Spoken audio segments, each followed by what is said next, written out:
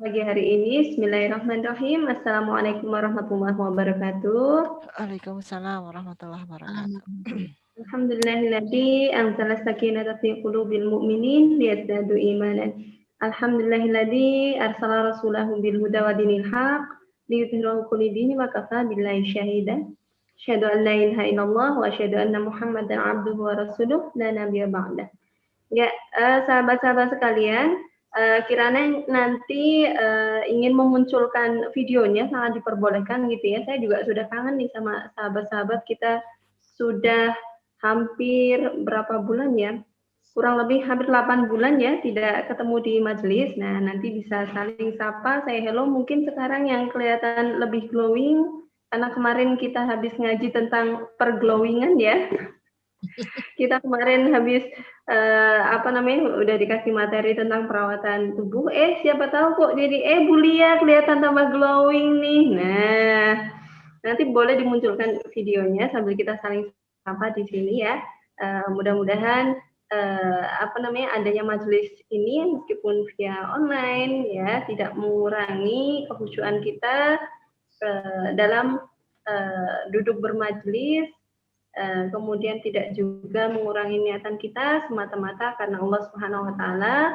Mudah-mudahan ilmu yang disampaikan di forum online ini bermanfaat bagi kita semua. Amin Allahumma amin.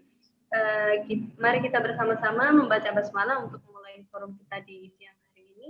Bismillahirrahmanirrahim. Nah, ini karena Umi sudah standby, saya juga udah kangen banget nih mau dengerin tausiah dari Umi, nasihat juga dari Umi. Monggo kepada Umi Nunung dipersilakan. Ya. Bismillahirrahmanirrahim. Assalamualaikum warahmatullahi wabarakatuh. Waalaikumsalam warahmatullahi wabarakatuh. Asbahna wa asbahal mulku lillah walhamdulillahi la syarika. Asbahna ala fitratil Islam wa kalimatil ikhlas wa ala dinabiyina Muhammadin sallallahu alaihi wasallam wa ala millati abina Ibrahim hanif wa ma kana minal musyrikin. Asyhadu alla ilaha illallah wa asyhadu anna Muhammadar Rasulullah. Allahumma shalli ala Muhammad wa ala ali Muhammad wa nabiyya ba'da. Ibu-ibu yang rahmati Allah, ibu-ibu salihah, pecinta ilmu yang senantiasa meluangkan waktu asasi untuk talabul ilmi. Mudah-mudahan kita tergolong orang-orang yang dicintai oleh Allah dan Rasul-Nya karena senantiasa selalu ingin menjadikan diri kita menjadi lebih baik lagi dengan ilmu-ilmu yang kita dapatkan, baik ilmu yang berkaitan dengan diri kita sebagai seorang muslimah, sebagai seorang istri, sebagai seorang ibu, dan juga sebagai bagian dari masyarakat yang punya kewajiban untuk berdakwah. Ibu-ibu sekalian, materi hari ini, tapi sebelumnya tanya dulu ya, gimana kabarnya semua? Habis ikut materi glowing-glowingan ya? Gimana caranya supaya bisa glowing? Belajar tentang perawatan Iya. tubuh, perawatan kebugaran ya. Umi itu termasuk yang tidak bisa merawat wajah ya. Jadi sejak gadis itu tidak pernah bermake up memang sampai sudah jadi nenek gini ya, itu tidak pernah bermake up. Jadi yang namanya pakai bedak ya cuma bedak bayi begitu. Masuk salon itu sekali potong rambut itu juga di tetangga. Udah sekali itu aja. Tapi seharusnya nggak gitu ya. Mungkin penting kalau untuk anak-anak sekarang sama anak-anak gadis ya untuk menjaga penampilannya. Dan itu saya pikir juga bagian dari ilmu ya untuk menjaga tubuh kita dan wajah kita. Ini cantik-cantik semua tapi yang kelihatan cuma berdua nih. Yang lain juga mudah-mudahan juga tambah glowing ya. Materi hari ini tentang bagaimana mendidik anak untuk taat ya. Akan Umi awali juga dengan kemarin sudah Umi screen ya. Mau ditampilkan atau gimana, Mbak Imas? Nah, sudah ya. Boleh. Nah, sudah ditampilkan Ya, di tampilkan screen-nya. ya. Kemarin dari panitia tidak secara spesifik ya ini taatnya gimana, maksudnya taat dalam keseharian atau taatnya kepada Allah dan Rasul. Tapi akan Umi awali pokoknya kepada Allah dan Rasul dulu ya. Nanti akan menjadi satu pondasi untuk taat kepada sesuatu yang kita inginkan dalam kehidupan anak-anak kita. Nah, ibu-ibu sekalian, taat kepada Allah ini adalah bagian dari sesuatu yang paling utama yang harus kita berikan kepada anak-anak kita. Mungkin kemarin Umi ngisi pengajian 7 bulanan ya di satu tempat begitu dan cukup takjub ya karena sangat lengkap dengan acara dari mulai adat Jawa ya, itu 7 bulanan.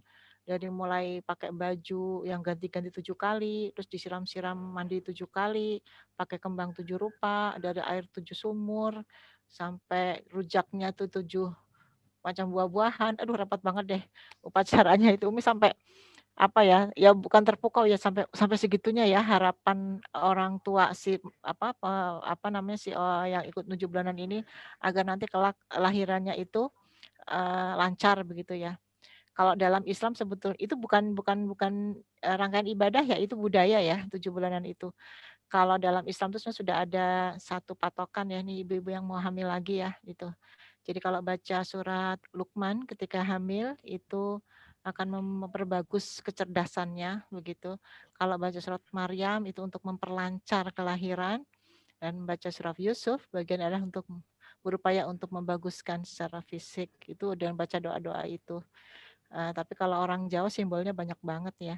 Nah, dan salah satu mungkin harapan dari orang tua yang ketika mungkin ibu-ibu semua juga begitu ya, ketika memiliki anak dalam kandungan harapannya banyak sekali ingin anaknya kemudian besok ya dari ketika lahir sampai besar nanti terutama adalah pada posisi taat.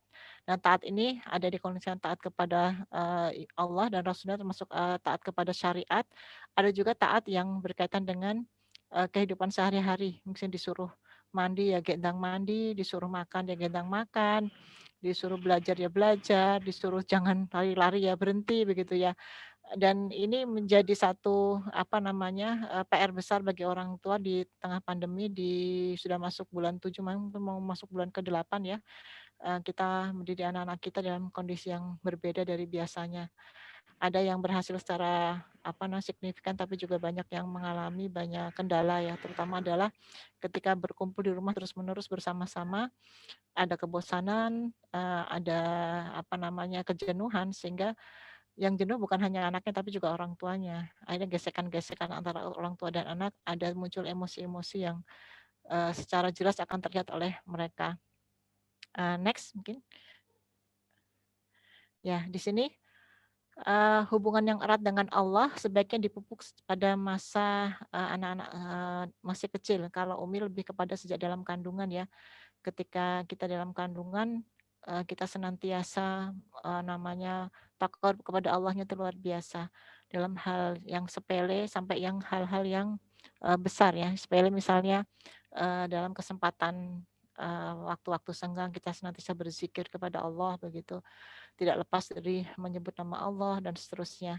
Dan kita gantungkan harapan kita kepada Allah. Apalagi kalau sudah masuk pada bulan-bulan menjelang kelahiran, itu sungguh Allah yang memberikan takdir begitu. Dulu Umi diajarkan oleh seorang ustazah tentang bagaimana pada posisi ketika sudah menjelang melahirkan itu banyaklah mohon kepada Allah agar diberikan tempat kelahiran yang baik, dilancarkan dan ditangani oleh orang-orang yang baik begitu. Karena bisa jadi ada proses kelahiran yang dulu pernah teman Umi itu lahirnya di rumah sakit non ya.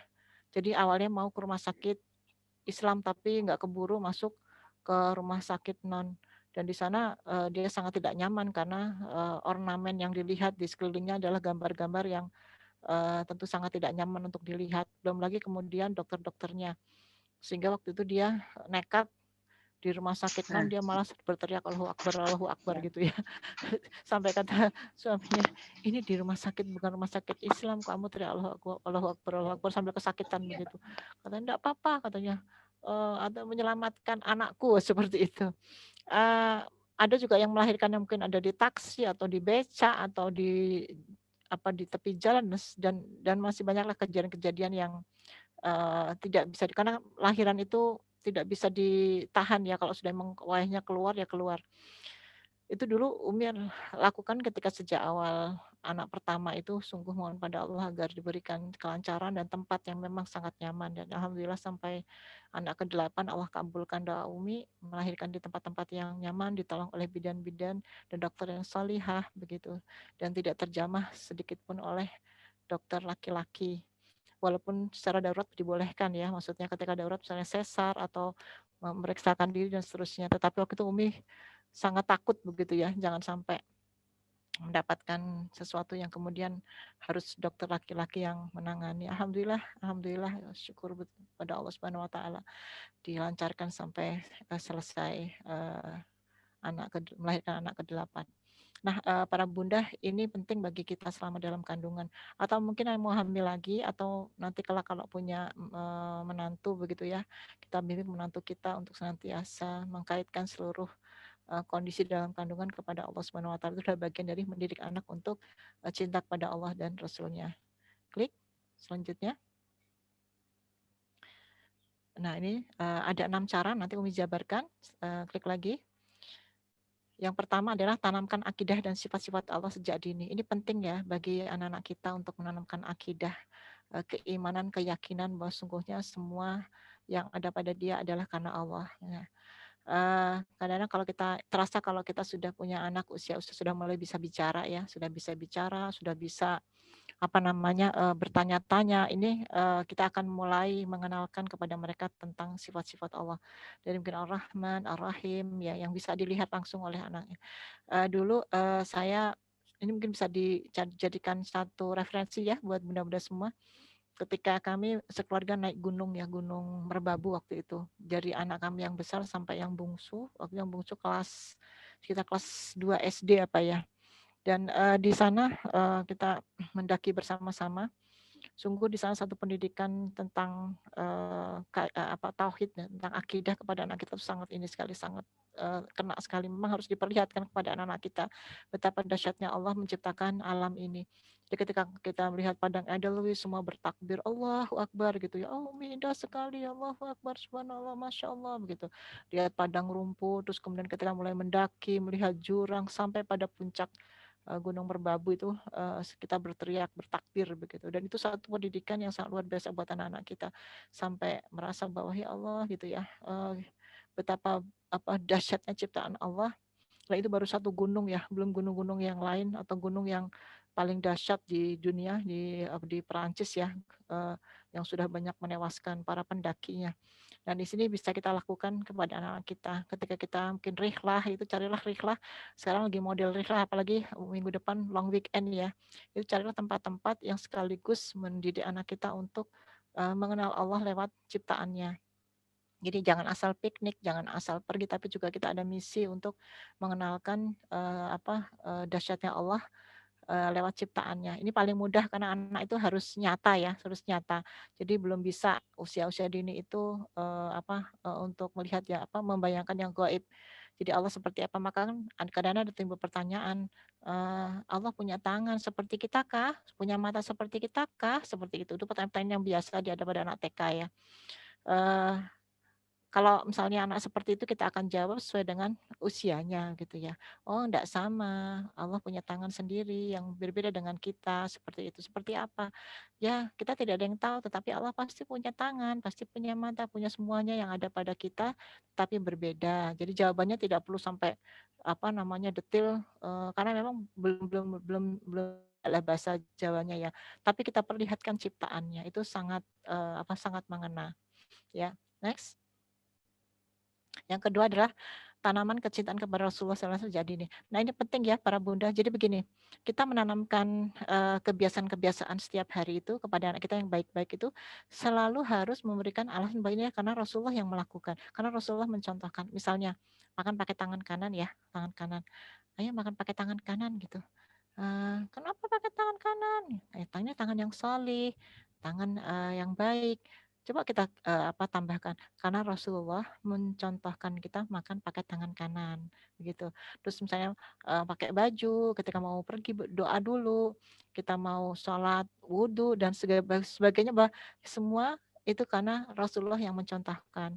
Sambil kita kemudian menceritakan bagaimana kebagusan budi pekerti Nabi kita kepada anak-anak kita.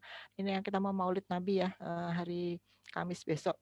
Itu momen yang baik untuk kita mengenal Nabi kita, mengenalkan Rasulullah secara utuh kepada anak-anak kita. Bisa lewat buku, bisa lewat cerita, sehingga kemudian timbul kecintaan kepada anak-anak kita sejak dini. Kalau mungkin kita yang jauh dari di mana Rasulullah lahir dan tumbuh itu mungkin kita perlu tenaga ekstra untuk mengenalkan dengan beberapa macam metode begitu. Kalau di tanah suci begitu ya, anak-anak yang lahir di Makkah dan Madinah itu, Masya Allah ya, kalau sudah lihat mereka itu bisa menangis karena rindu kepada nabinya itu kita iri banget ya, ya Allah, dari kecil sudah bisa ya sampai begitu inginnya bertemu dengan Rasulullah ya, karena mereka besar di sana dan apalagi kalau di Madinah ya, anak-anak kecil itu sudah sangat mencintai Nabi seperti sudah mencintai lebih dari yang lain. Sampai bisa menangis untuk bisa ingin bertemu dengan Nabi Muhammad SAW seperti itu. Dan kita yang jauh dari di mana Rasulullah lahir dan hidup dan kemudian berdakwah ya, kita bisa mengenalkan lewat banyak hal termasuk lewat buku, lewat cerita, itu dahsyat sekali ya. Next ya, ketiga, mengasah akal anak untuk berpikir yang benar. Nah ini Bunda yang kita hadapi sekarang ya, tentang arus globalisasi budaya. Jadi informasi teknologi itu kan luar biasa dengan belajar dari rumah daring ya, daring luring begitu. Ini membuat kita menjadi orang tua yang harus siap jadi guru dadakan ya. Guru dadakan bukan seperti guru kalau kita al-umum madrasatun ya. Jadi bergaya seperti guru di sekolah, kemudian mengajarkan anak-anak, bahkan ada bahan ajarnya begitu, kemudian mendampingi anak, mengerjakan PR itu sudah berlangsung berbulan-bulan. Kalau kita lihat kemarin ya, ada satu kejadian yang luar biasa di daerah mana, Gunung Kidul ya kalau nggak salah ya, yang seorang siswa SMA sampai bunuh diri ya. Daerahnya Umi lupa, tapi anak SMA bunuh diri karena sangat stresnya mengerjakan pekerjaan sekolah melalui daring ya, belajar lewat internet itu ternyata tidak hanya mungkin anak SD, TK, tapi ternyata anak SMA juga kalau tidak didampingi ternyata bisa menimbulkan stres yang luar biasa, entah karena kejenuhan. Karena itu kan dampaknya kan bukan hanya dari sisi capek ya secara secara psikologis, tapi juga paparan radiasi ya dari laptop dan HP, juga kemudian tangan-tangan kita yang terus bergerak ya. Ini saya punya teman lagi sakit ini ya, jadi infeksi tendon karena aktivitas dengan laptopnya, dengan daringnya sangat luar biasa, itu ada infeksi sampai ke pinggang gitu. Dan itu harus diterapi, di fisioterapi untuk melenturkan. Saking dan tangannya juga sampai nggak bisa digerakkan, sampai minum saja nggak bisa karena seringnya pegang HP begitu ya. Kemudian di depan laptop yang mungkin over ya, sehingga sampai harus di bawah pengawasan dokter. Ini yang mungkin sedang kita hadapi. Jadi nanti saya akan bahas di bawah ya tentang seperti apa nanti kalau kita didik anak taat untuk selain tadi yang taat kepada Allah dan Rasulnya, taat-taat yang misalnya disuruh makan, disuruh minum, disuruh belajar dan seterusnya. Nanti kita di bawah akan saya jelaskan. Tapi di sini ada satu yang kita harus perhatikan para bunda ya. Korbannya udah banyak ya, korbannya sudah banyak akibat dekatnya anak kita dengan yang namanya HP dan juga laptop ya. Segmen lihat anak-anak SD itu, SD kelas 2, kelas 3 itu semuanya kalungan ya, kalungan HP ya. Jadi mereka sudah punya HP satu-satu terus dikalungkan pakai pengait gitu di lehernya, terus mereka bermain tuh sambil bawa HP. Kelihatan saya tuh ini pemandangan di zaman teknologi ya, anak-anak SD begitu, semuanya kalungan HP. Mereka bermain dan punya HP satu-satu, bayangkan. Dan ketika kemudian kumpul-kumpul terus pada buka-buka bareng-bareng sambil lihat yang cekak-cekiki gitu, melingkar dengan memegang HP satu-satu, itu anak SD loh. Ya Umi sore-sore tuh lihat gitu, oh ya Allah sampai kayak gitu ya. Saking dekatnya mereka dengan benda itu dan orang tua sudah mungkin beberapa sudah tidak sanggup lagi untuk memisahkan benda ini dengan mereka. Yang awalnya sebagai media untuk belajar, tetapi kemudian mereka tersibuk ya, terwarnai dengan situasi dan akhirnya menjadi sesuatu yang sulit untuk dipisahkan ya. Jadi apa-apa HP. Ketemu orang dengan ibunya, anaknya langsung, HP, langsung narik tas ibunya untuk minta HP begitu. Sering saya lihat itu dalam acara-acara itu begitu. Jadi sedikit-sedikit langsung ngajak anak itu supaya anteng ya. Mereka itu nggak bisa menghindar kalau sudah di tempat umum ya, mungkin ibu-ibu ya mungkin punya pengalaman begitu. Sudah di tempat umum, sudah rewel, udah minta HP, kalau kita mau konsentrasi di acara, akhirnya kemudian ya sudah HP itu kemudian juga menjadi juga termasuk jadwal-jadwal ngaji juga. Kalau jadwal ngajinya tidak di hari libur itu juga menjadi sulit ya bagi para ibu. Saya tanya, "Kenapa gitu?" "Aduh nemenin anaknya daring, Bu, itu dari susah kalau jam ngaji itu jam 9, jam 10," seperti itu. Nanti kita bahas tentang bahaya tentang HP dan seterusnya. Yuk kita bahas selanjutnya yang keempat, kenalkan syariat Islam termasuk adab dan akhlak mulia. Ini juga penting ya Ibu sekalian. Yang mungkin hadisnya sudah sangat terkenal tentang perintah sholat ya. Kita perintahkan mereka untuk sholat di usia 7 tahun, kemudian kita pukul ketika dibolehkan memukul tak kalau sudah berumur 10 tahun. Demikian juga dengan hukum yang lain. Saya contohkan misalnya orang tua yang tidak membiasakan anak untuk menutup aurat, maka ketika kemudian diperintahkan untuk menutup aurat oleh orang tuanya itu pasti akan kesulitan begitu ya. Kalaupun misal memakai pun hanya sekedar untuk memenuhi perintah orang tuanya, tidak dengan hati, tidak memahami bahwa itu adalah satu bagian dari kewajiban dia kepada Allah Subhanahu wa taala. Ini para bunda, jadi kemarin sempat heboh ya, ada tayangan di WhatsApp gitu, video begitu tentang pendapat dari para feminis yang mengatakan bahwa memaksakan memakai jilbab ketika anak-anak masih kecil itu sesuatu yang dianggapnya adalah pemaksaan begitu. Yang menyampaikan juga nggak pakai jilbab ya, jadi ya saya pikir dia tidak merasakan.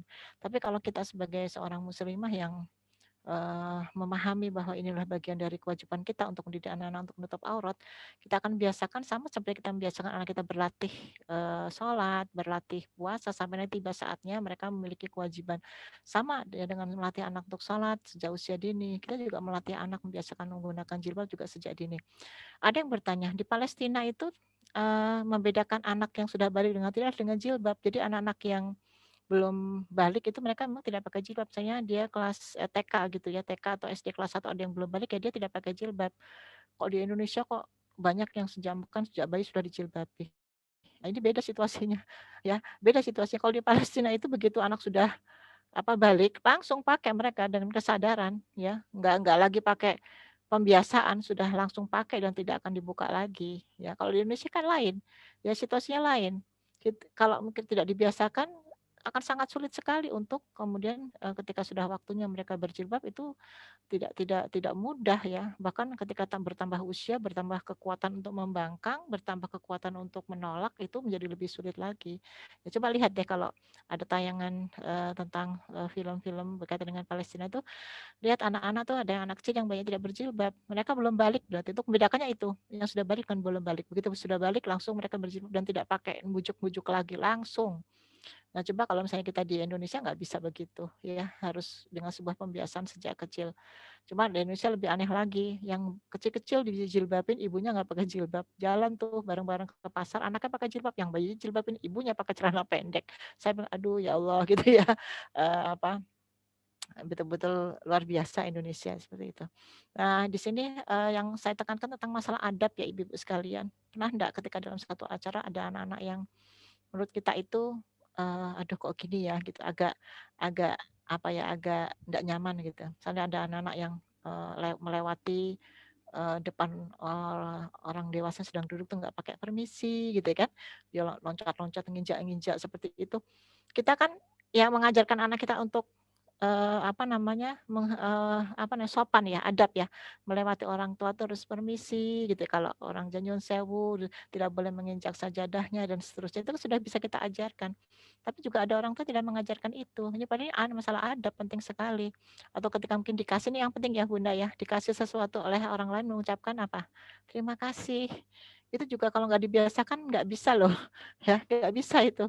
Ya, kalau misalnya kita ada anak yang dibiasakan asal dikasih apa? Terima kasih Bu, gitu. Terima kasih Umi. Wah, langsung kita tek orang tuanya luar biasa gitu. Atau mau izin misalnya, Ibu izin mau ini boleh enggak gitu. Mau pinjam apa boleh enggak, ada kalimat izin seperti itu. Itu penting sekali para bunda untuk kita biasakan pada anak-anak kita. Jangan dianggap sepele karena itu akan jadi sebuah kebiasaan sampai besar ya. Dari mulai meminta izin, ya kemudian berterima kasih, kemudian minta tolong, ya misalnya kita bertamu ke rumah orang, kan ada anak-anak yang kemudian minta izin kepada kita, aku misalnya manggilnya, kalau manggil saya kan Umi ya, Umi boleh nggak aku pinjem bukunya Umi yang itu gitu. Terus oh yang itu, oh ya boleh silahkan. Terus bisa ambil sendiri, bisa. Terus terima kasih Umi. Terus dia buka-buka buku kayak gitu. Kan indah sekali ya, indah sekali. Coba kalau misalnya ada anak datang langsung masuk duduk gitu ya, langsung masuk ke dalam rumah orang terus gitu. Kita pernah ada satu kajian di rumah teman saya waktu itu ya. Kita ngajak anak-anak, itu ada salah satu anak yang masuk ke dalam itu langsung masuk buka-buka kulkas tuan rumah gitu, habis buka kulkas terus masuk ke kamar gitu, dan ibunya tenang-tenang saja. Kita yang lain gemes ya, aduh kok nggak dilarang sih gitu ya. Ibunya tenang-tenang saja, dan kita kok nggak ini ya, nggak dilarang ya, wah ini berarti memang ada yang belum diajarkan. Ada lagi kemudian anaknya ambil sapu, terus kepala ibunya tuh dipukul sama anaknya pakai sapu, cuk cuk gitu. Ibunya tuh hanya diam saja, hanya cuma gini aja, cuma dikibaskan saja, tidak ada kata-kata yang keluar. Kalau kita kan misalnya, enggak boleh, ini sapu kotor, tidak boleh untuk kepala, sapu itu untuk menyapu. Ini loh begini loh caranya ya, tidak untuk kepala. Kan kita begitu ya. Ini ibunya diam aja tuh, sambil terus ngomong, dia cuma mengibaskan sapunya, anaknya terus pukul-pukul pakai sapu. Kita langsung gemes, ya Allah kok gitu ya. Nah, inilah yang mungkin harus kita sepakati bersama dalam satu majelis begitu ya. Kalau kita punya teman Al-Majid Al-Wardah begitu, coba deh kita sepakati begitu. Apa yang harus kita didik anak mengenai hal adab. Karena mencerminkan siapa orang tuanya, bagaimana orang tuanya mengajarkan kepada mereka. Sungguh sejuk ya lihat anak-anak yang memiliki adab yang baik ya, adab-adab yang dalam keseharian terbaik. Masya Allah, itu saya sangat apresiasi betul kepada orang tua yang memiliki kemampuan untuk disiplin dalam mengajarkan adab bahkan sejak kecil. Kayak saya contohkan cucu saya itu semuanya pakai izin, nyetel TV di rumah pakai izin. Umi boleh enggak nyetel TV gitu kan. Nah, kalau saya bilang kan, oh enggak boleh, ini sedang banyak yang ngaji. Oh baiklah gitu, nanti sampai selesai gitu. Nanti apa enggak, Umi ini boleh kape, Umi ada kue di belakang, bolehkah aku ambil gitu ya. Itu izin begitu, dan itu memang sudah diajarkan oleh ayah dan ibunya, ayah dan bundanya, dan saya senang ya punya cucu-cucu seperti itu, sudah mengerti adab ya sejak dini. Semuanya walaupun di rumah neneknya sendiri, mereka diajarkan untuk minta izin. Masuk ke kamar saya izin, manggil barang izin dan seterusnya. Jadi ini monggo Bunda kita didik anak-anak kita untuk paham tentang masalah adab, sehingga nanti ketika mereka besar itu menjadi pribadi-pribadi yang santun, pribadi-pribadi yang sangat disayangi oleh orang-orang di sekelilingnya. Next. Yang kelima, memberikan teladan bagi anak. Ini tadi sangat berkaitan dengan yang semua tadi. Semua akan bisa kita dipahami oleh anak selama kita dijadikan contoh bagi anak-anak kita. Ada konsisten lah begitu. Rasulullah itu kan mencontohkan adab yang baik kepada Fatimah ya sampai dewasa ya. Masya Allah, dari mulai berkata-kata yang lembut sambil kemudian mengajarkan, membiasakan untuk melepaskan hal-hal yang kita sayangi seperti bersedekah, itu kan Nabi selalu mencontohkan ya kepada Fatimah. Belum lagi kemudian adab setelah sholat subuh dan seterusnya. Mungkin ketika ada satu cerita begitu ya, bagaimana Rasulullah itu bersama Fatimah sampai seharian begitu. Fatimah menangis ya karena kecapean ngurus rumah tangga begitu. Kan Nabi tidak mengatakan begini, ya gitulah tugas seorang ibu, kamu harus sabar, tidak begitu, tapi dieluslah kepala Fatimah, Fatimah anakku sayang begitulah.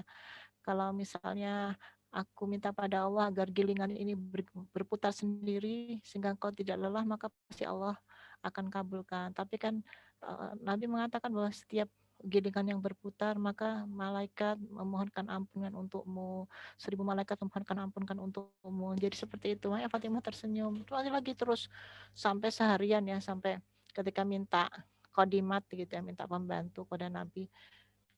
Kata Rasulullah, ya bisa saja Rasulullah punya banyak tawanan perang ya, budak-budak yang bisa untuk diperbantukan, tapi kan tidak diberikan oleh Rasulullah. Karena apa? Rasulullah ingin mencontohkan bahwa segala sesuatu yang kau lakukan adalah bernilai pahala.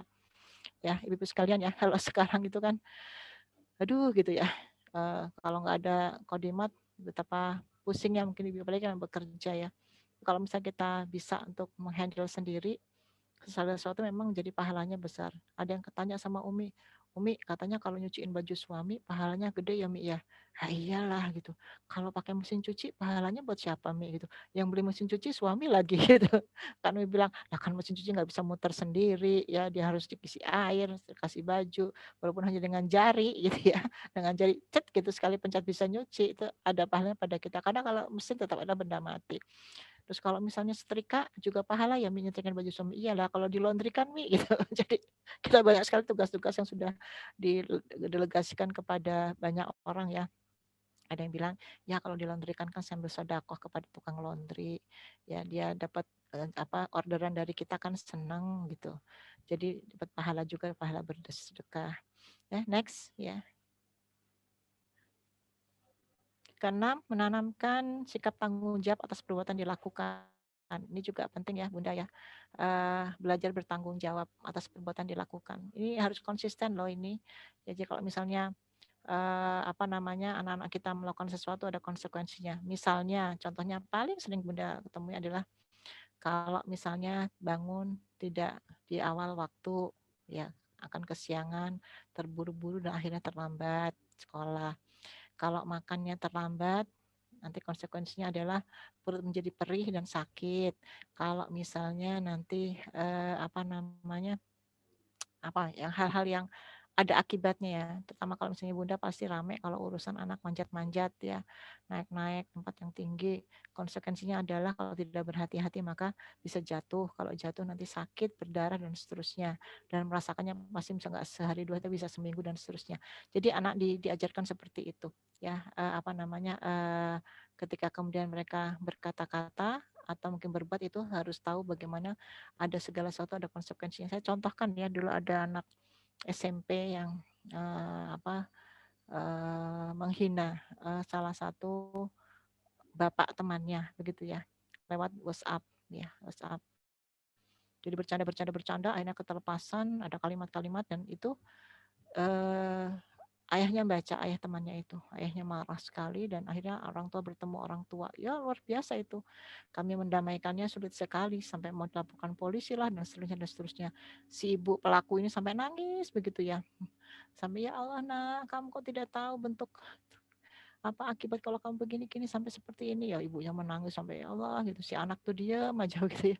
Nah inilah Bu cara kita memberikan satu pendidikan bertanggung jawab ya bahwa segala sesuatu yang mereka lakukan, ucapkan itu pasti nanti ada pertanggungjawabannya itu di dunia dan juga di akhirat ya. Kalau sudah dewasa tentunya kita sudah bisa memberikan satu gambaran ya bahwa ada dosa gitu, ada pahala, ada neraka, ada surga itu sudah bisa dikelola sehingga apa yang dia lakukan nanti ada pertanggungjawabannya. Terus selanjutnya, nah yang ini adalah berdoa. Nah doa ini adalah luar biasa Ibu sekalian ya, doa dari mulai Rabbana hablana Rabbi habli minas solihin Rabbi auzina nasyukura dan doa-doa yang lain yang bisa Ibu panjatkan dan ini adalah senjata kita untuk berserah diri kepada Allah. La ilaha illallah azimul halim, la ilaha illallah rabbul arsyil azim, la ilaha illallah rabbus samawati wa rabbul ardi wa rabbul arsyil karim. Itu ya saat sudah bunek sumpek gitu menghadapi anak-anak itu ada zikir-zikir memuji Allah agar kita diberikan kemudahan dalam memberikan yang terbaik buat anak-anak kita. Next, yang tipsnya selanjutnya lagi. Oh, ini ada satu yang ketinggalan ya, teksnya. Ini sebentar. Ya. Ya. Tentang saya akan sampaikan 7 cara dalam mendidik anak agar patuh pada keseharian. Kalau tadi kepada Allah dan Rasulnya kepada keseharian. Jadi yang pertama adalah orang tua bisa menjadi contoh atau teladan yang baik bagi anak kita. Ini sudah kita pahami ya. Ibu bikin aturan, Bunda bikin aturan banyak banget. Kalau nggak ada contoh juga nggak bisa ya. Suruh makan pakai tangan kanan, lihat bundanya makan pakai tangan kiri, nggak akan bisa menjadikan teladan. Kita suruh anak tidak main HP, tapi kita bermain HP di depan anak, itu juga tidak menjadi contoh. Wayahnya baca Quran, kita hanya nyuruh-nyuruh anak, kita nggak baca Quran, juga nggak bisa contoh. Jadi memang harus semua ibda binafsik ya, dimulai dari kita dulu. Terus yang kedua adalah Nah, ini penting Bunda untuk memanggil nama anak jika orang tua ingin minta tolong. Jadi ketika anak-anak itu kita akan mintakan sesuatu, itu jangan lupa dipanggil namanya. Biasanya kalau sudah pada tingkatan, misalnya namanya, saya contoh misalnya Zia ya, Zia, terus pakai Mas, terus Muhammad, gitu, Zia, terus Ulhak, terus Muhammad, Zia. Jadi memanggil namanya dengan tahapan-tahapan. Kalau dipanggil nama pendek belum juga nyaut, berarti nama apa separuhnya. Nanti apa tambah lagi kalau sudah namanya lengkap, berarti anak sudah tahu kita sudah pada puncaknya memanggil dan harus segera untuk melakukan. Jadi pakai nama. Terus kemudian bangun kebiasaan kita untuk mendengarkan keluhan. Jadi gini ya Bunda, jadi anak itu kalau disuruh kan kadang-kadang tidak selalu anak itu kemudian langsung mau. Nah ini kita harus tahu kenapa kok dia tidak mau, dan kita belajar untuk mendengarkan. Kenapa tuh kamu kalau disuruh bangun sebelum subuh kok susah, sampai Bunda capek untuk membangunkan kamu. Nah dia harus kita dengarkan keluhan-keluhan anak. Setiap kita menghendaki sesuatu, kita dengarkan dulu apa sih alasannya kenapa dia nggak mau, dan ini kan bisa jadi bahan diskusi dengan anak. Kita paham ya, kita paham kalau anak kita kenapa kok tidak bersegera ketika kita minta untuk melakukan hal yang kita inginkan, kita jadi paham. Yang kemudian adalah kenali pemicu emosi anak. Ini Bunda harus tahu ya, jangan nyuruh pada saat-saat anak-anak yang memang lagi pada posisi nggak bisa diganggu ya. Memang ada anak yang nggak bisa diganggu. Mungkin kita sedang daring, kita suruh-suruh bantuin apa gitu. Ya pasti nanti anak jadi marah. Atau dia lagi asik dengan temannya, kita sela-sela untuk apa gitu, nanti dia bisa marah. Jadi kenali pemicu emosi. Dan kalau sudah kita kenal, jangan ganggu ketika anak pada posisi sedang mudah dia akan marah begitu ya. Jadi tidak saknyet begitu ya, harus dituruti. Terus kemudian konsisten dalam mendidik sesuatu pada anak. Ini Bunda juga harus hati-hati nih karena kita nggak konsisten ya. Jadi misalnya hari ini nyuruh kalau sehari tuh Mbok mandi 2 kali gitu ya. Dalam beberapa hari kemudian mandi Mbok jangan sering-sering, Mbok 1 kali juga nggak apa-apa. Anak bingung ya, kemarin suruh mandi 2 kali, sekarang suruh mandi sekali. Atau ketika tuh kalau makan dihabiskan. Suatu saat nanti nggak usah pakai dihabiskan lah, malu masa sampai bersih kayak gitu. Anak bingung gitu ya, lah kemarin nyuruhnya A sekarang jadi B. Itu selalu begitu. Kadang-kadang kita lupa loh, habis nyuruh apa, terus kemudian pada saat kita nyuruh yang B ya. Atau mungkin yang sering itu bilang gini, loh kakak kan sudah besar. Nah, pada kejadian berikutnya, ya kamu kan masih kecil, nggak boleh kayak gitu. Jadi antara besar dan kecil itu tidak konsisten dalam kita memberikan arahan. Terus yang berikutnya adalah beri apresiasi atau pujian pada anak. Ini harus ya, ketika dia sudah melakukan apa yang kita inginkan, kita puji dan kita apresiasi ketaatan dia kepada apa yang kita inginkan. Dan yang berikutnya doa yang tidak pernah putus. Jadi Bunda, untuk kita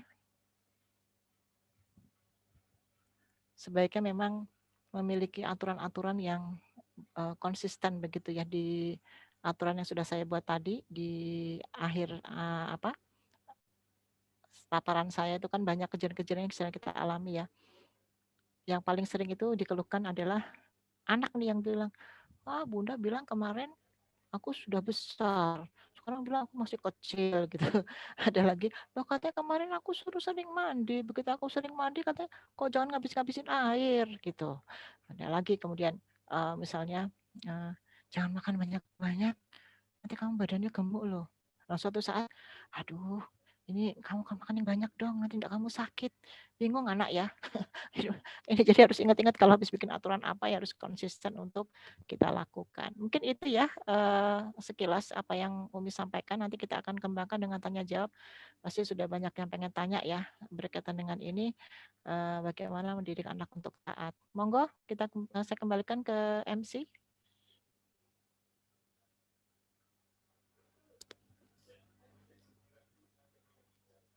Halo, silakan.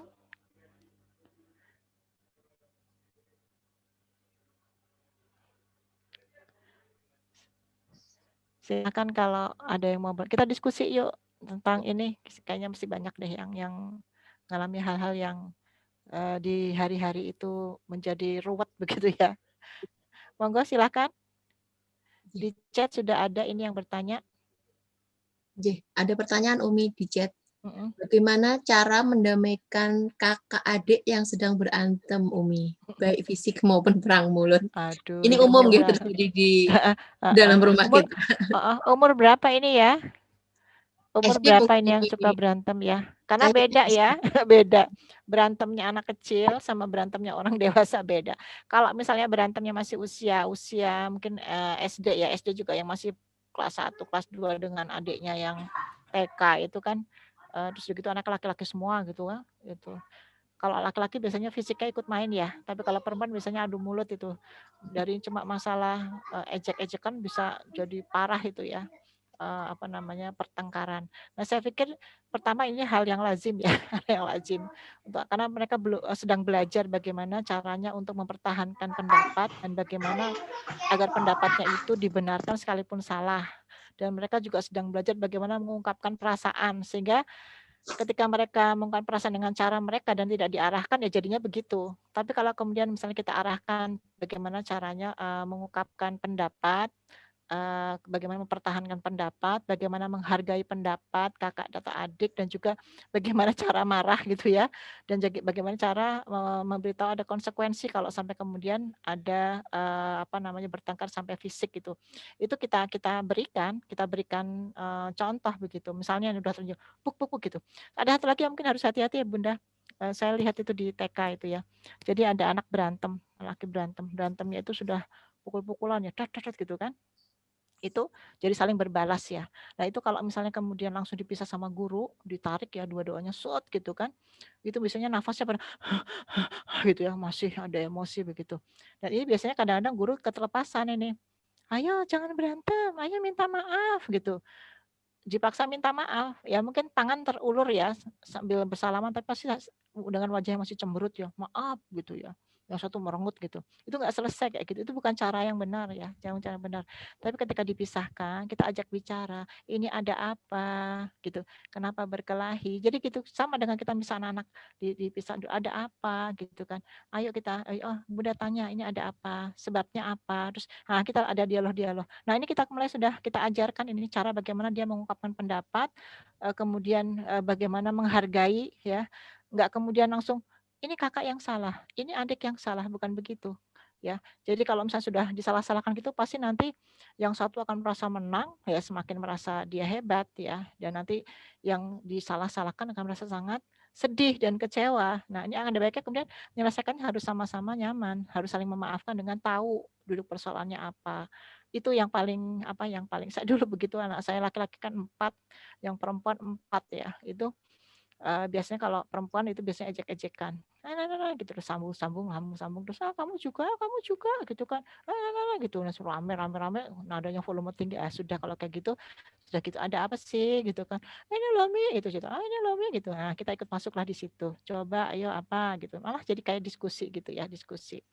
Kalau misalnya sampai fisik mukul gitu ya kita beritahu yang memukul apapun ya harus nggak boleh mukul itu sakit kamu mau nggak dipukul kayak gitu-gitu ya dan jangan dikira kemudian dibilangin sekali langsung manut loh ya, bisa jadi berulang lagi itu nanti tapi kita nggak putus-putusnya untuk memberitahu lagi sampai nanti akhirnya pada satu saat dia akan paham bukan kemudian kok yang mandek dewe kok yang ngerti dewe enggak itu harus dikasih tahu ada adabnya mungkin begitu Bunda dan kita harus aktif dalam apa namanya melerai pertengkaran jangan buk terus cuma manggil ya tuh anaknya berantem ya gitu kan terus ayahnya apa itu jangan berantem mandek nah, cuma gitu saja hanya dengan ucapan itu tidak mendidik ya kita masuklah dalam situasi itu kemudian kita menjadi pendengar yang baik yang kubu A kenapa begini yang kubu kenapa begitu terus kemudian kita tawarkan perdamaian ya tawarkan perdamaian sampai akhirnya kemudian mereka paham dan baru kemudian minta maaf kalau belum mau minta maaf saat itu jangan dipaksa loh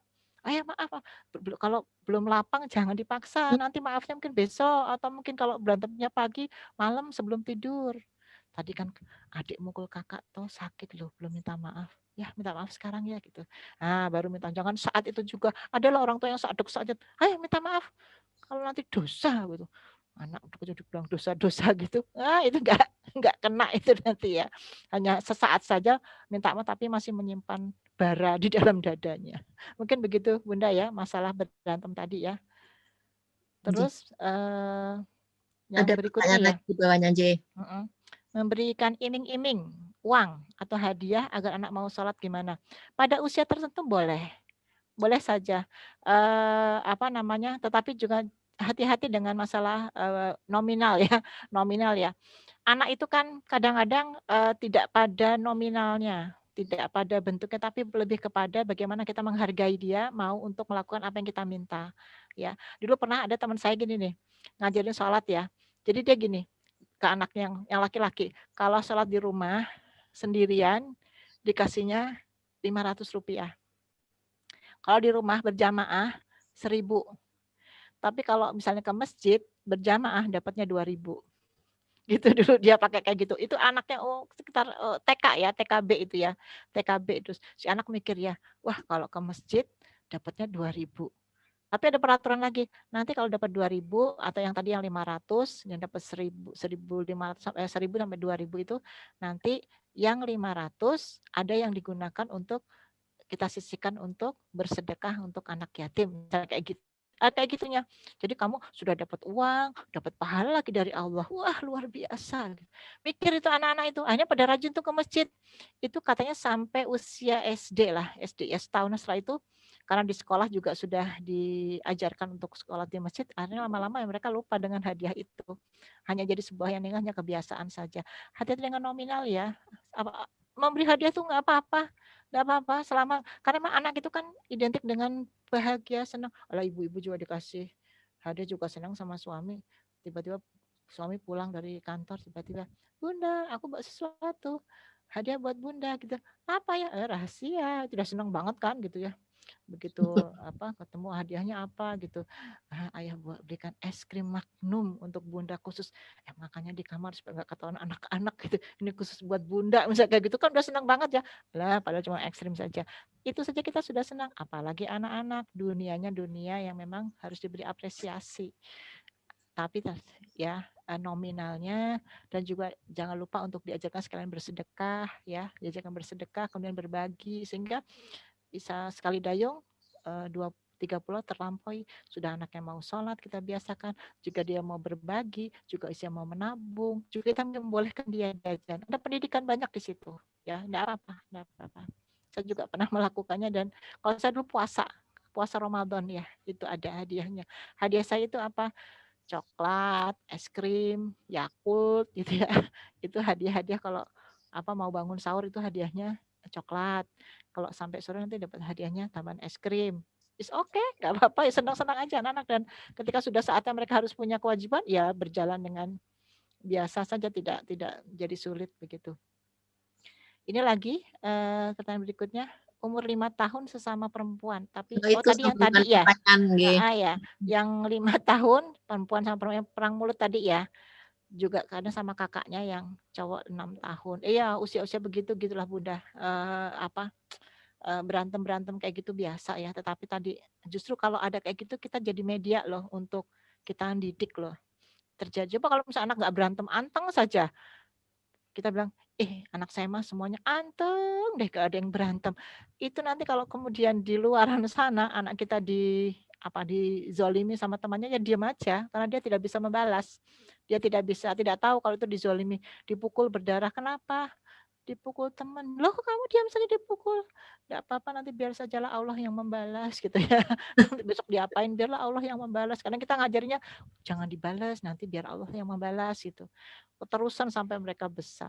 Jadi itu kan belajar untuk bertahan ya, mempertahankan diri, mempertahankan pendapat itu kan pelajaran. Kalau saya malah anak berantem masuklah ke di tengah konflik itu ya. Nah, ini berarti saatnya kita untuk memberikan banyak pelajaran untuk mereka. Gitu, Bunda. Ada lagi? Umi Engge. Ini titipan. Bagaimana menasihati anak yang susah stop TV? Karena anaknya nggak takut sama ayah bundanya. Jadi susah banget dinasihati. Kok bisa nggak takut sama anaknya? Gimana ya ini? Ayahnya yang harusnya tegas pun nggak tega sama anaknya. Sama-sama bekerja, Umi. Nah ya itu. Sebetulnya gini ya, kalau ada satu kiasan ya, bahwa anak-anak kita itu selama dia belum balik dia masih di bawah ketiak kita, jadi masih dikempit di ketiak kita, artinya dia harus manut begitu ya, harus manut pada kita di usia seperti itu. Jadi awalnya sebetulnya kan anak itu karena bapaknya tadi kasihan gitu ya, awalnya kasihan, terus aduh saya tinggalkan seharian, dia main sendiri, begitu dia menginginkan sesuatu masa sih nggak dikasih, lama-lama jadi begitu ya. Itu bukan bentuk sayang itu namanya. Saya pernah itu ada ini lucu banget. Karena sekolahnya di Islam Terpadu ya, pulang sore, kan dia belajar dari pagi sampai rumah tuh jam 5. Terus habis maghrib boleh nonton sinetron. Ya, terus kata ibunya, habis kasihan Umi seharian udah sekolah gitu, terus begitu sampai rumah kan masa belajar lagi. Ya udah, apa akibatnya Bu? Dia kecanduan, kecanduan sinetron itu anak SD itu. Lah, terus gimana ini? Lah awalnya kan memang dibiarkan. Saya pikir tidak begitu. Yang namanya kita sayang itu adalah ketika kita bisa memberikan anak kita itu tahu mana yang harus dilakukan, mana yang tidak boleh dilakukan. Itulah yang namanya sayang. Tapi kalau kita biarkan seperti itu tidak sayang namanya. Kalau sampai ada orang tua takut atau anak tidak takut pada anak, itu sebenarnya agak heran loh. Umi agak heran gitu ya. Kok bisa anak tidak takut pada orang tuanya, padahal mereka adalah di bawah kendali kita.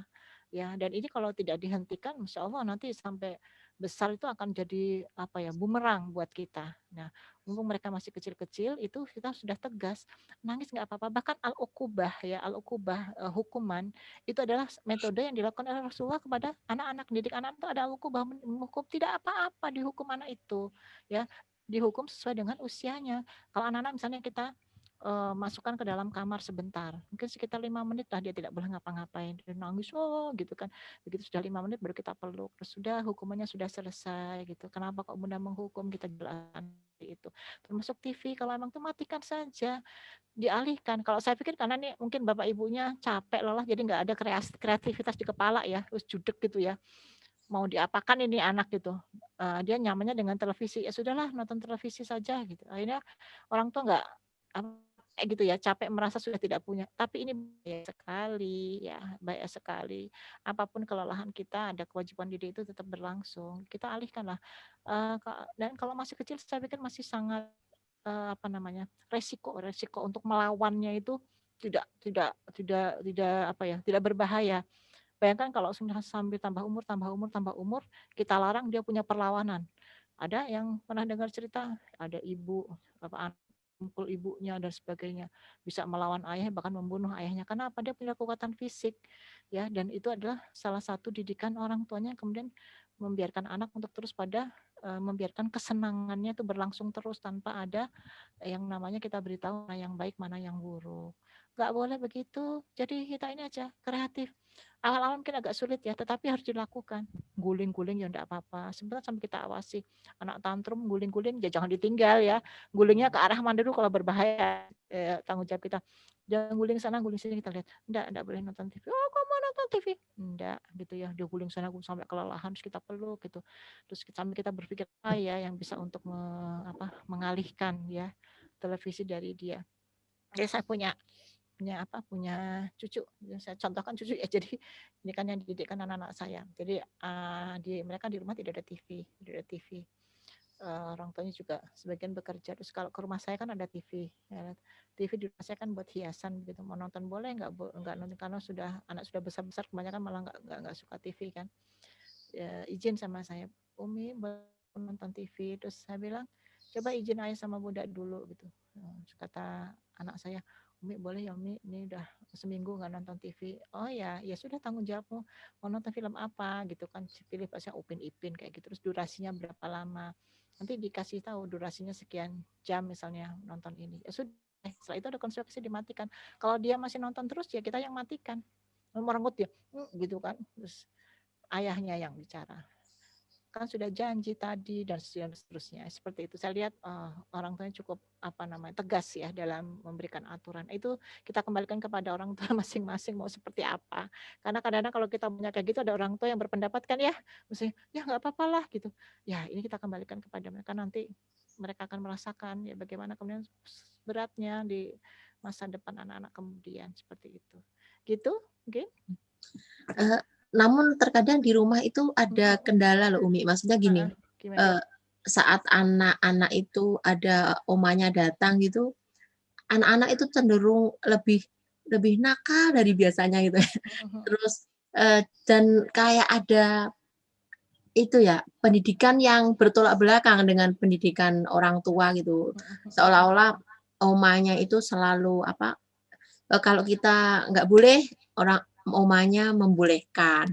Kalau Iya, kita melarang ini, omanya akhirnya anak-anak itu kalau kita bilangin bimbing ya. itu terus dia lari ke tempat-tempat. Jadi salah juga kalau kita menegur orang tua, nggih, kayaknya nggak enak kalau kalau Iya. bilang orang tua dibilangin pendidikan anak itu tanggung jawab kami nggih, Oma gitu, orang tua jadi sakit hati. Jadi bingung sendiri bagaimana itu Umi? Itu banyak tuh Bu terjadi tuh pendidikan apa namanya dua nakoda namanya dua nakoda.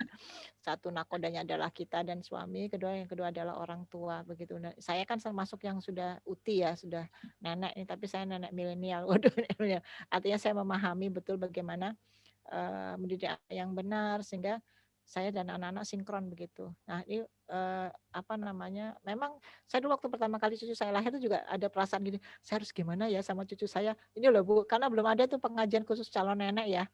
Saya harus gimana ya kalau nanti, apakah seperti kata-kata orang yang punya cucu, wah kalau cucu itu akan lebih disayang daripadanya, jadi apapun masih dituruti. Saya mikir, iya enggak ya gitu, waktu mau cucu saya mau lahir itu, anak cucu pertama gitu. Begitu kemudian lahir anak cucu kedua, seterusnya saya merasa, oh tidak begitu, memang harus sama antara saya dan, bahkan saya sering menegur anak saya, apa ada hal-hal yang kadang-kadang menurut saya tidak sepakat. Nah kalau untuk kejadian yang tadi itu, ini apa anak bisa lihat, bisa merasakan loh, jadi dia bisa tahu nih, gitu ya.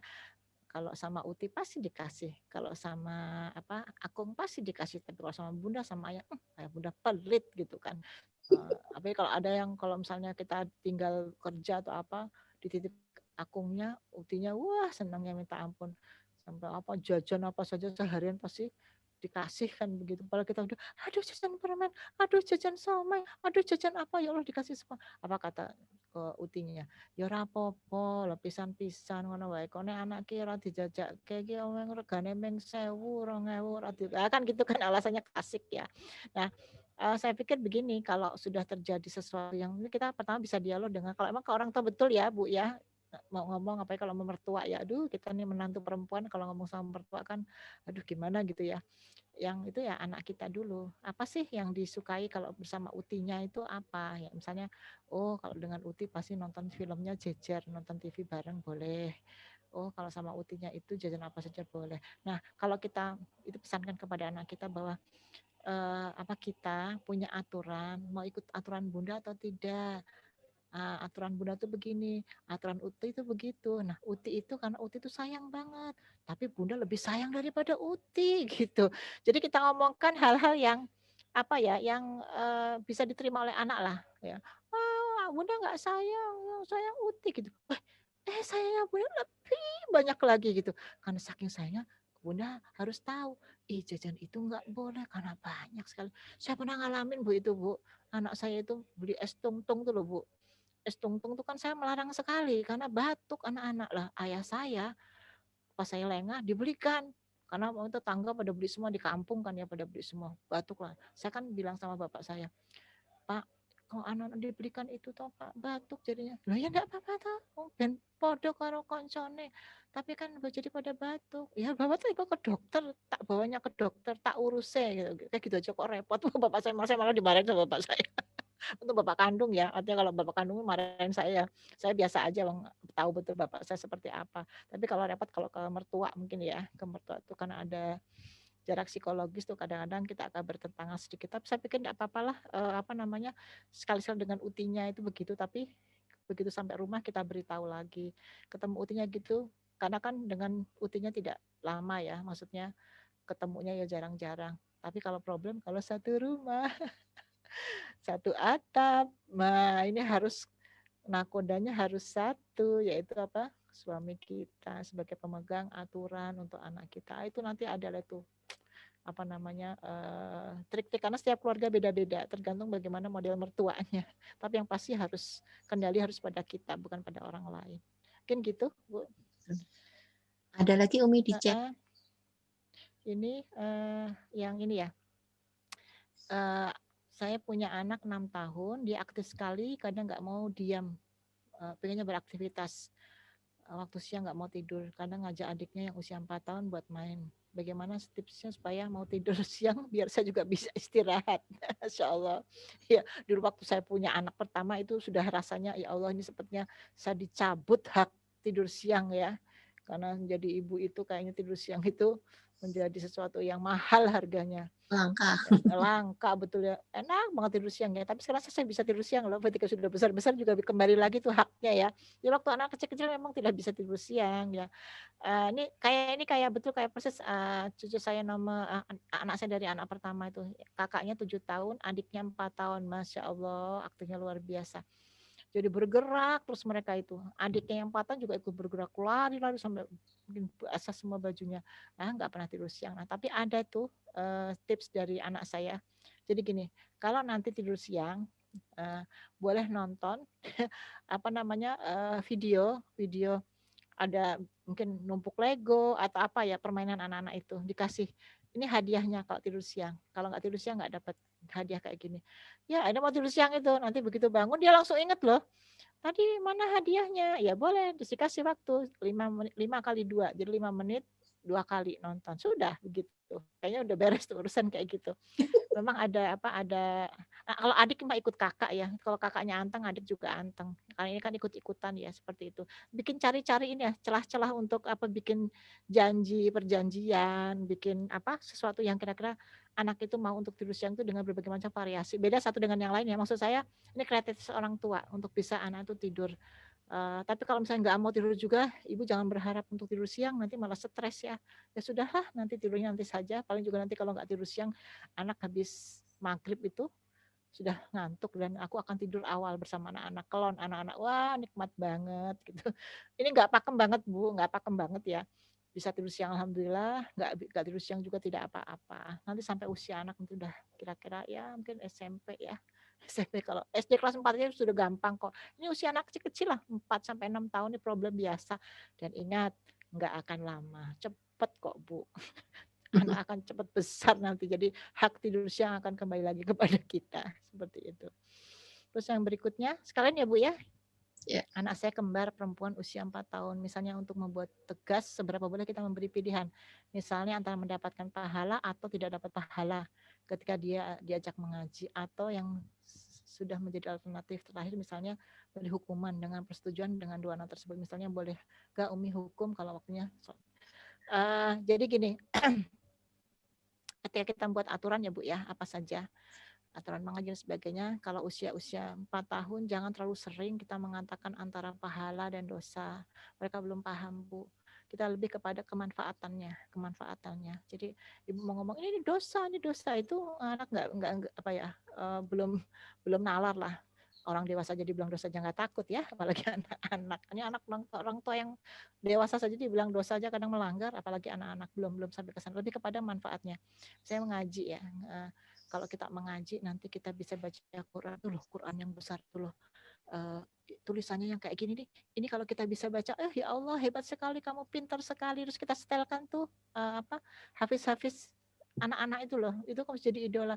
Pernah booming ya di RCTI itu kan, Hafiz Indonesia itu booming dan waktu itu rumah tahfidz saya kebanjiran pendaftar ya. Banyak sekali anak-anak yang daftar ingin menjadi seperti yang di RCTI itu, Masya Allah. Nah ini lebih real ya, lebih real tinimbang kita menjanjikan pahala gitu ya, lebih kepada yang bisa dinalar saja. Bisa juga kita kasih hadiah ya, dia butuh yang real ya, bukan yang goib ya.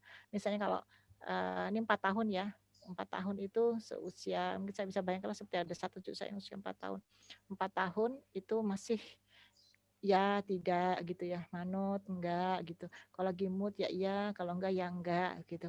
Pakemnya itu tidak kepada harus. Jadi lebih kepada membiasakan. Dulu. Perkara nanti dia menjalankan atau tidak itu masih berproses.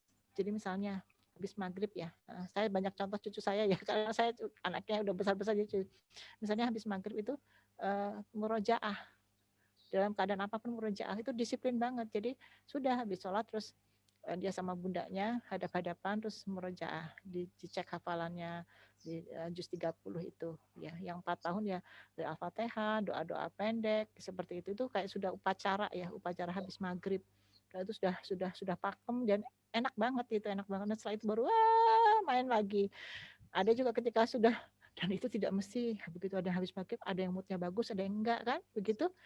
Kalau moodnya bagus, nggak bagus jangan dipaksa juga karena akan menghabiskan energi kita dan kita emosi, anak juga jadi tidak nyaman karena kita jadi marah-marah. Kalau pas moodnya bagus, alhamdulillah. Kalau moodnya nggak bagus jangan dipaksa. Tapi anak tahu harusnya habis maghrib itu ngaji, titik gitu kan. Tapi kadang ada mood, kadang enggak. Untuk 4 tahun sampai mungkin usia 6 tahun belum sampai kemudian harus. Dan kita juga sadar ya Bu, keluarga kita itu bukan keluarga saya ya, bukan keluarga santri gitu ya, keluarga yang lingkungannya itu gampang sudah tersibuk gitu. Kita ini keluarga biasa, jadi memang tantangannya lebih berat dan insya Allah pahalanya lebih banyak ya. Karena apa? Kita kerja kerasnya luar biasa seperti itu. Kita lihat mood anak, yang penting mereka tahu habis maghrib ngaji, habis maghrib murojaah, habis maghrib apa begitu. Perkara nanti dia mau nggak maunya itu nanti ada hari ini bisa seminggu lolos, seminggu banyak kredit begitu. Hari ini lolos, besok kredit, itu biasa seperti itu. Nggak apa-apa, yang penting kita bahagia Bu. Bahagia dalam melakukannya ya. Kita juga nggak stres, lapang dada dengan kondisi anak. Jangan sampai kita inginnya punya anak solih gitu ya, tetapi kitanya didiknya dengan stres ya, pakai target-target gitu ya. Akhirnya ya anak jadi tidak, ya kelihatannya solih, kelihatannya loh, tapi di bawah tekanan. Di bawah tekanan sehingga solihnya itu tidak permanen. Pada saatnya nanti akan bisa berubah sewaktu-waktu. Nauzubillah min zalik, seperti itu. Mungkin gitu. Satu lagi Umi. Ya, silakan. Ini begini, bagaimana apabila sudah terlanjur anak mengecap kita dengan sebutan galak? Bagaimana cara memperbaikinya? Umur berapa itu Bu? Kok sudah sampai bisa mencap orang tua galak itu? Kayaknya sih kalau putranya ini umur 8 apa 9 nggih? Cukup Umi. besar ya. Umur segitu kayaknya nggih. Kelas 3, kelas 4 ya. Jangan, Nggih. ibu tuh galak gitu ya. Nah, ini biasanya kan mereka tiru-tiru aja ya. Tiru-tiru apa orang lain tuh mengencap. Kalau seperti itu ibu harus segera untuk mengkoreksi diri ya, apakah benar-benar seperti tuduhan anak ya. Kadang-kadang anak bilang galak itu, galaknya itu sebenarnya kita ada yang lebih galak lagi tuh, mungkin ibunya teman kita kepada anaknya ya. Galak banget tapi anaknya kok nggak bilang galak. Nah, kita yang galaknya biasa-biasa dibilang galak begitu. Biasanya itu nanti ada anak punya referensi ya yang masuk ke telinganya bahwa oh itu berarti galak. Nah, kita yang perbaiki istilah kayak gitu. Oh, mama galak. Mama galak. Apa? Galak itu apa toh? Galak tuh suka marah. Oh, mama suka marah-marah ya. Nah, mama marah-marah kira-kira kenapa ya kalau mama marah-marah itu? Kan dia bisa, ya kalau aku gitu, gitu. Ya bismillah ya, semoga tidak jadi mama galak. Coba ganti, mama solihah gitu. Ya, mama yang solihah, mamaku gitu. Seperti itu. Merubah ya, merubah. Sampai kita cari tahu kenapa kok dia bilang kita kok galak. Karena memang biasanya anak bilang galak itu ya dia punya pembanding, ya punya pembanding. Mungkin dia bermain ke rumah temannya, mamanya kok baik banget gitu dibanding dengan mamanya di rumah gitu. Mamanya, ya ibu harus ngaku juga kalau misalnya iya ya Bu, saya emang galak banget gitu ya. Apa-apa pokoknya semuanya suaranya intonasi keras dari pagi hingga petang gitu. Sehingga anak sampai kupingnya seperti itu. Begitu dia main ke rumah temannya lihat, ya Allah, mamanya Ibrahim kok lembut banget ya. Oh, berarti mau aku galak ya kayak gitu. Ya kita jangan tersinggung dibilang galak ya, malah jadi bahan muhasabah buat kita. Kok sampai anak bisa dibilang galak ya. Berarti mesti ada sesuatu yang salah dari saya, bukan dari anaknya loh Bu. Bukan dari anaknya. Anak itu hanya cara dia melihat, kemudian dia berpikir dan akhirnya kemudian keluar dari mulutnya. Anak melihat, anak menyimpulkan. Makanya evaluasi diri aja. Jangan galak-galak lah Bu. Bismillah ya. Jadi ibu yang bunda yang menyenangkan gitu, galaknya hanya gini saja, nggak pakai gitu ya. Anak tidak suka seperti itu. Monggo, ada lagi? Sepertinya cukup nggih Ustazah. Oh gitu Ini ya, sudah alhamdulillah. mau zuhur kayaknya nggih. Oh iya betul betul ya Allah sekarang zuhur cepat sekali ya. Subuh juga jam 4 kurang ya. Tempat betul. Masya Allah, iya iya iya iya. Terima kasih terima kasih. Nggih. Jazakumullah Ustazah atas materi yang diberikan. Intinya begini berarti nggih Ustazah, dalam mendidik anak itu berarti tidak harus berpedoman pada materi nggih, materi atau harus seperti ini, terus dibikin schedule yang saklek gitu kan kayaknya juga enggak bisa seperti itu juga nggih. Jadi harus apapun yang kita lalui atau kita alami kita pecahkan dengan hati. Intinya seperti itu nggih. Betul Artinya betul. komunikasi kedua belah pihak, interaksi antara orang tua dan anak, dan juga apa nggih, komunikasi yang dua arah itu sangat berpengaruh nih untuk ke pendidikan Iya, anak ini betul seperti itu. betul betul. Walaupun Itu kecil apa umur mereka, seperti itu nggih Ustazah. dialog tuh, biasakan untuk apa tadi ya, mendengarkan apa keluhan anak, kemudian mengajari mereka untuk berpendapat, ya menghargai, terus kita carikan contoh ini loh jalan keluarnya. Kan anak tuh belum tahu, harus dikasih tahu seperti itu. Ya gitu, Baik, insya baik. Allah. Jadi memulai segala sesuatu dari awal itu lebih dengan yang baik lebih baik daripada kita dandani istilahnya memperbaiki. Betul. Perbaiki Seperti jauh lebih itu. sulit, butuh waktu yang lama. Baik, baik seperti itu. Kadang saya di rumah juga mengalami hal yang sama. Saya juga punya anak laki-laki 7 tahun dan 4 tahun itu, Masya Allah, sampai saya juga nggak bisa tidurnya, nggak gasik juga. Mereka tidurnya malam-malam repot juga. Belum lagi juga tadi kayak pertanyaan teman saya juga, kalau pas omanya datang itu juga, aduh, Beraksi ya. kita dibanding-bandingkan terus gitu. Saya aduh ya Allah kok jadi anakku kalau omanya datang kok jadi nakal gini sih. Kadang saya juga pernah seperti itu juga. Tapi saya balikin lagi. Wes sabar coba seminggu paling lama. Karena saya juga begitu. Iya, betul begitu. Dan ingat loh Bu, anak itu akan bertambah usia loh, nggak kecil terus.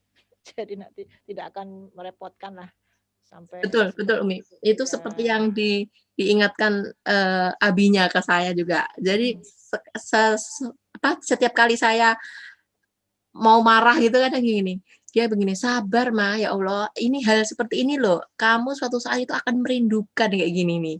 Dan ini kita berterima kasih, kita bisa menyaksikan tanpa melewatkan kejadian-kejadian unik seperti ini. Seperti itu. Betul, Bu.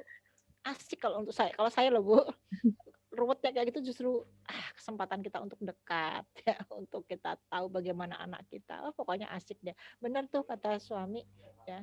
Itu saat-saat indah, cerita-cerita yang akan kita ingat nanti ketika anak sudah besar. Baik. Begitu Umi, terima kasih jazakumullah atas materinya. Insya Allah kita kapan-kapan ketemu lagi nggih Umi nggih dengan materi-materi yang lebih asik. Kalau Umi yang ngisi kayaknya kok materinya penuh dan kita jadi nyimak begitu. Memang karena untuk kebutuhan sehari-hari ini nggih. Seperti itu. Betul. Mudah-mudahan nanti kalau ada kesempatan pandemi sudah selesai kita ketemu offline ya. Seperti biasa di offline. Iya, seperti biasa. Iya. Biasa. Matur sangat Sami. Baik, sahabat, mudah-mudahan pertemuan kali ini membawa kebaikan nggih untuk dunia dan akhirat kita, untuk semua keturunan-keturunan kita juga, dan semoga ilmu ini bisa kita tularkan untuk teman-teman kita semua, untuk saudara-saudara kita yang memang butuh nggih, setiap ibu, baik ibu yang baru mau mulai jadi ibu ataupun yang sudah mau jadi nenek, kayaknya memang penting sekali materi ini seperti itu. Kita tutup majelis kita dengan doa penutup majelis. Subhanallahumma wa bihamdika asyhadu alla ilaha illa anta astaghfiruka wa atubu ilaik. Wabillahi taufik wal hidayah wa ridha wal inayah. Wassalamualaikum warahmatullahi wabarakatuh. Waalaikumsalam warahmatullahi wabarakatuh. Terima kasih Umi Inje. Ya, sama-sama. Sampai ketemu insyaallah. Ya.